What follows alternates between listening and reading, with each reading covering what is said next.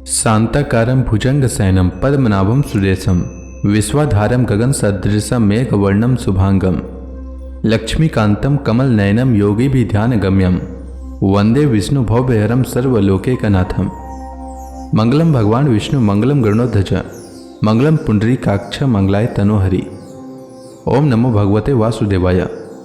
आज का दिन आप सभी के लिए मंगलमय हो। आइए सुनते हैं फागुन मास कथा का 19वां अध्याय। श्री मैत्रेय जी कहते हैं, विदुर जी, उस समय महाराज पृथु का नगर सर्वत्र मोतियों की लड़ियों, फूलों की मालाओं, रंग बिरंगे वस्त्रों, सोने के दरवाजों और अत्यंत सुगंधित धूपों से सुशोभित था। जब महाराज ने नगर में प्रवेश किया तब दीपक, उपहार और अनेक प्रकार की मांगलिक सामग्री लिए हुए प्रजाजनों ने तथा मनोहर कुंडलों से सुशोभित सुंदरी कन्याओं ने उनकी अगवानी की। शंख और दुंदुभी आदि बाजे बजने लगे, ऋत्विज गण वेद ध्वनि करने लगे, वंदी जनों ने स्तुति गान आरंभ कर दिया। यह सब देख और सुनकर भी उन्हें किसी प्रकार का अहंकार नहीं हुआ। इस प्रकार वीरवर पृथु ने राजमहल में प्रवेश किया। मार्ग में जहां तहां पूर्ववासी और देशवासियों ने उनका अभिनंदन किया। परम यशस्वी महाराज ने भी उन्हें प्रसन्नतापूर्वक अभीष्ट वर देकर संतुष्ट किया। महाराज पृथु महापुरुष और सभी के पूजनीय थे। उन्होंने इसी प्रकार अनेकों उदार कर्म करते हुए पृथ्वी का शासन किया और अंत में अपने विपुल यश का विस्तार कर भगवान का परम पद प्राप्त किया। सुत जी कहते हैं, मुनिवर शौनक जी, इस प्रकार भगवान मैत्रेय के मुख से आदिराज पृथु का अनेक प्रकार के गुणों से संपन्न और गुणवादनों द्वारा प्रशंसित विस्तृत सुयश सुनकर परम भागवत विदुर जी ने उनका अभिनंदन करते हुए कहा। विदुर जी बोले, ब्राह्मणों ने पृथु का अभिषेक किया, समस्त देवताओं ने उन्हें उपहार दिए, अतः अभी आप मुझे उनके कुछ और भी पवित्र चरित्र सुनाइए। श्री मैत्रेय जी ने कहा, साधु श्रेष्ठ विदुर जी, महाराज पृथु गंगा और यमुना के मध्यवर्ती देश में निवास कर अपने पुण्य कर्मों के क्षय की इच्छा से प्रारब्धवश प्राप्त हुए भोगों को ही भोगते थे। एक बार उन्होंने एक महासत्र की दीक्षा ली। उस समय वहां देवताओं, ब्रह्मर्षियों और राजर्षियों का बहुत बड़ा समाज एकत्र हुआ। उस समाज में महाराज पृथु ने उन पूजनीय अतिथियों का यथा योग्य सत्कार किया और फिर उस सभा में नक्षत्र मंडल में चंद्रमा के समान खड़े हो गए। दीक्षा के नियमानुसार उन्होंने समस्त आभूषण उतार दिए थे। इसी से उनके शरीर के अंग प्रत्यंग की शोभा अपने स्वाभाविक रूप में स्पष्ट झलक रही थी। वे शरीर पर कृष्ण मृग का चर्म और हाथों में कुशा धारण किए हुए थे। इससे उनके शरीर की कांति और भी अधिक बढ़ गई थी। राजा पृथु ने मानो सभी सभा को हर्ष से सराबोर करते हुए अपने शीतल एवं स्नेहपूर्ण नेत्रों से चारों ओर देखा और फिर अपना भाषण प्रारंभ किया। राजा पृथु ने कहा, सज्जनों, आपका कल्याण हो। आप महानुभाव जो यहाँ पधारे हैं, मेरी प्रार्थना सुने।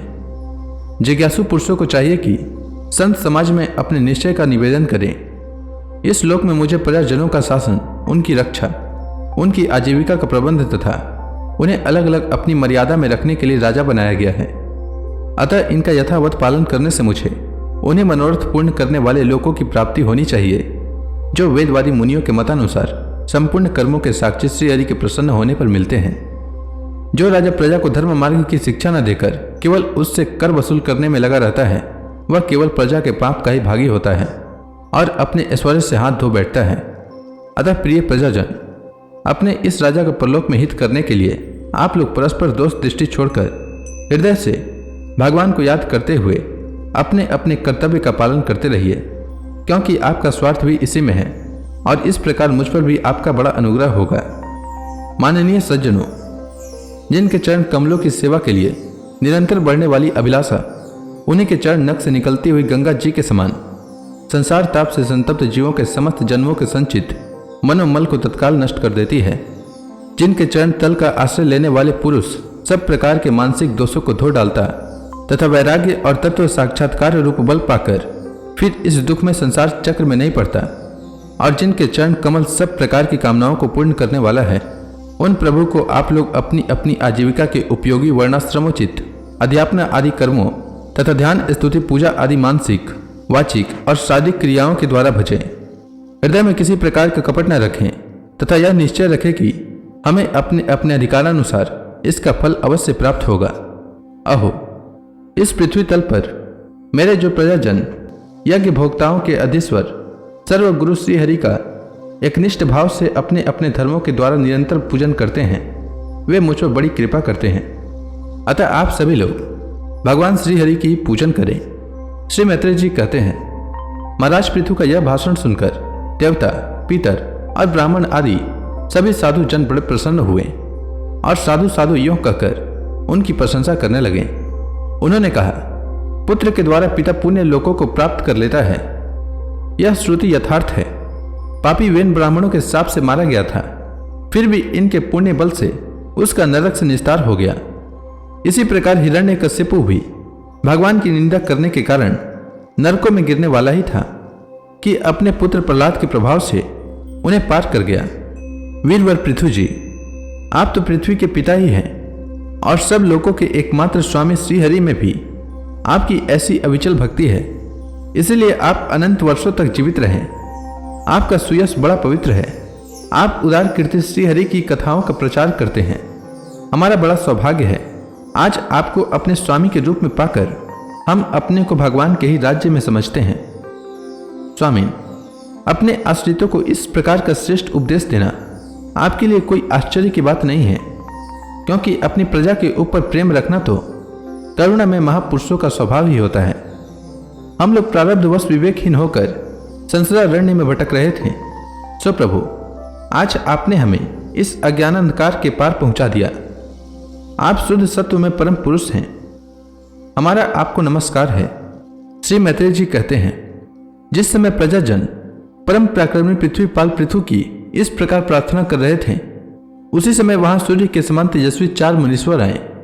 राजा और उनके अनुचरों ने देखा तथा पहचान लिया कि वे सिद्धेश्वर अपनी दिव्य कांति से संपूर्ण लोगों को पाप निर्मुक्त करते हुए आकाश से उतरकर आ रहे हैं। राजा के प्राण सनकादिकों का दर्शन करते ही जैसे विषयी जीव विषयों की ओर दौड़ता है, उनकी ओर चल पड़े, मानो उन्हें रोकने के लिए वे अपने सदस्यों और अनुयायियों के साथ एकाएक उठकर खड़े हो गए।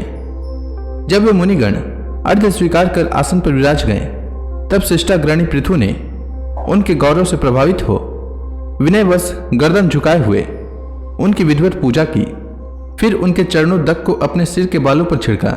इस प्रकार शिष्ट जनोचित आचार का आदर तथा पालन करके उन्होंने यही दिखाया कि सभी सत्पुरुषों को ऐसा व्यवहार करना चाहिए। सनकादि मुनीश्वर भगवान शंकर के भी अग्रज हैं। सोने के सिंहासन पर वे ऐसे सुशोभित हुए जैसे अपने अपने स्थानों पर अग्नि देवता। महाराज पृथु ने बड़ी श्रद्धा और संयम के साथ प्रेम पूर्वक उनसे कहा। तो इसी के साथ यह अध्याय समाप्त हुआ। इसके बाद महाराज पृथु ने क्या कहा यह मैं कल के अध्याय में सुनाऊंगा।